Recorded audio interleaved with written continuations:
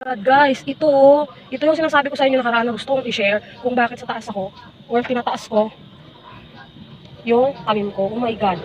Ayan na, nakakain na nila. Ito yung isa na to. Uy. Ay, ito yan. Kinakain niya. Oh my God. Patay na. Kaasad.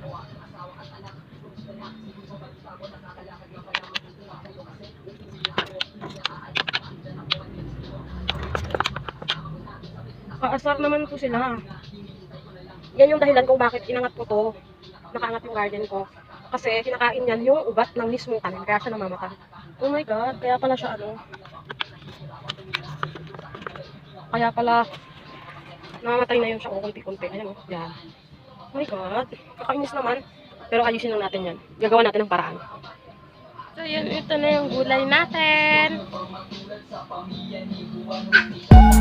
So yun guys, kakain na tayo and makakain na natin o matitikman na natin yung tinanim natin na gulay.